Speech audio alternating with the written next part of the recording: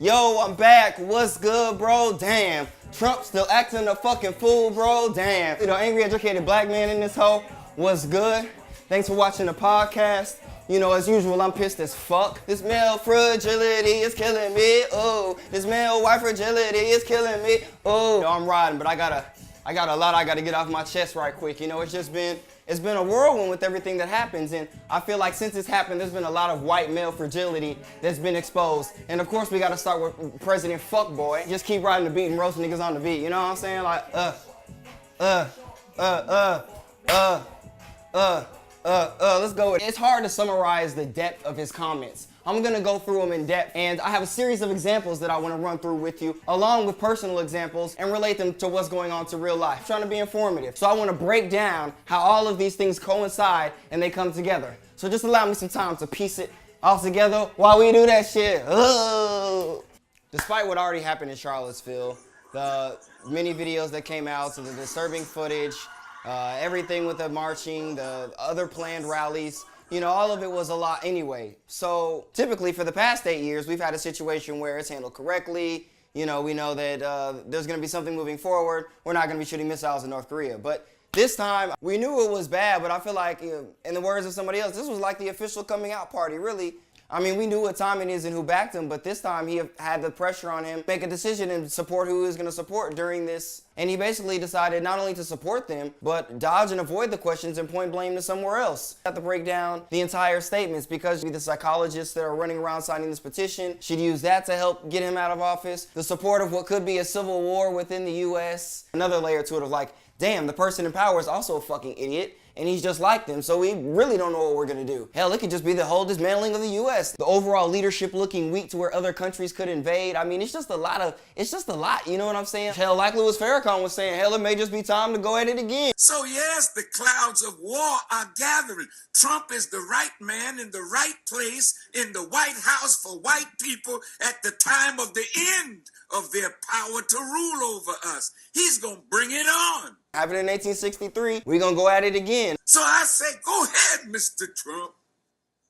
Bring it on, because this is the war to end all wars. Now, once you go through his statements, initially he says, oh, I didn't wait too long. First of all, you sound like a fucking child. Why did you wait so long? I did not. Last week, I didn't wait long. Why? I didn't wait long. I didn't wait long. Second of all, you did wait too long because the Detroit Red Wings and the Tiki brand immediately put out a statement before James Fields ran a car into all those people. They had a statement out before that, before Heather Heyer died. I think he's just talking out of his ass and it's cute, but that has nothing to do with the fact that the Detroit Red Wings and Tissot already condoned what was going on and you didn't, even after somebody died and got killed from what was going on. So, I mean, there's really just no defense for that. That's a wrap. This event just happened.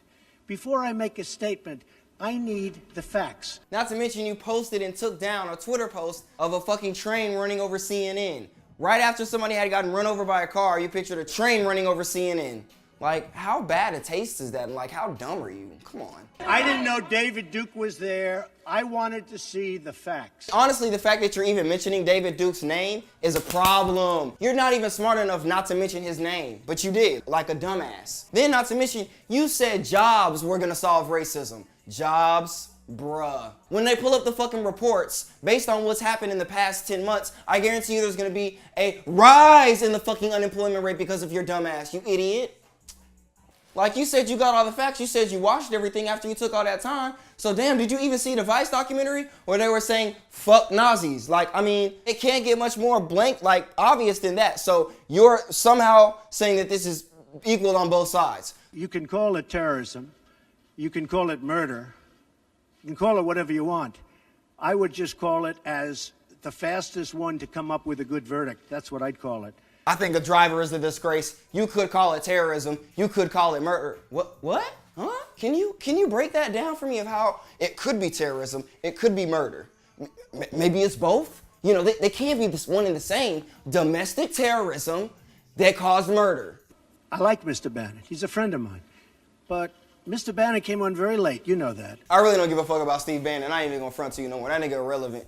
Straight up. Nigga looking for the Kenny. Kenny. But it's Bennett. But he don't turn into Hope though. He's just a fuck nigga. This article by Vox that talked about white male fragility, and it really talked about the psychological standpoints of how they break down and become extremely defensive. And in that defense, they draw more attention to themselves than to actually what the problem is or the person of color. Basically, long story short, he had a 2011 paper. He did a study, and he was basically saying about white fragility that the social climate or environment in North America insulates them from racial-based stress. So basically, when situations like that happen, they don't even know how to handle it. One bitch got upset because of something she said in the group, and then basically proceeded to almost have a heart attack, and everybody else got so concerned about her having a heart attack, they completely forgot the issue at hand. And this is once again what he's talking about, of sort of this stress about what's going on with race, because they've never had to deal with real issues in their life, so when that race-based stress hits them, they do stupid shit like go buy tiki torches, or use the Detroit Red Wing sign to represent Nazi shit, and we were talking about blood and shit, and whatever in the fuck they were screaming and chanting, and fuck Nazis, and I don't know what the fuck was going on in their heads, but you know, just race-based stress about what's going on in the world and a black president, it just really fuck with their heads. But one of my biggest problems is when this personal fragility begins to touch me. And that's when I really get upset. When it starts hitting my DMs, when it starts hitting my motherfucking text messages, when it starts hitting Twitter or whatever else it is. For example, Lady Gaga talking about, oh, what can I do to help out black people? Like, the fuck? Amanda Seales ate your ass, Charlamagne the God ate your ass. Stop with this fragility and magically feeling like, oh, can I come in? Like, no, you need to stay in your area. You need to help out the people around you, and you need to do what you can where you're at. You need to allow us to do what we can around us, and stop trying to just hop on and figure out what you need to do and tag along for the ride or what's cool. You know what I'm saying? There is no standing in between. You're either on this side of the fence or you're on that side of the fence, and that's it. There's no of this in between compromise type bullshit. You know what Charlamagne said? We need to denounce these crack-ass crackers. That shit was dead ass on point. I want to hear you denounce white devils. I want to hear you condemn crack-ass crackers.